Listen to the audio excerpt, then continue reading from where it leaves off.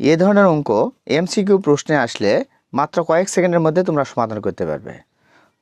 এখানে 1 নম্বর অঙ্কটিতে বলা হয়েছে এক্স সমান √3 প্লাস √2 হলে এক্স কিউব প্লাস 1/x কিউবের মান কত। তোমরা কি করবে, প্রথমে যে মানটি রয়েছে সেই মানটির দ্বিগুণের ঘন করে দিবে, তারপর বিয়োগ চিহ্ন দিয়ে এই মানটির 6 গুণ বাদ দিবে, তাহলে 6√3। এখানে 2 এর কিউব মানে 8, √3 কিউব মানে 3√3 মাইনাস 6√3, তাহলে এখানে হবে 24√3 মাইনাস 6√3।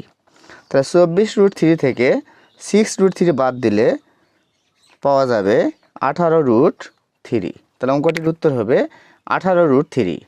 তোমরা যদি 1 নম্বর অঙ্কটি বুঝে থাকো তাহলে এই 2 নম্বর অঙ্কটির উত্তর কত হবে আমাকে কমেন্ট বক্সে জানাও।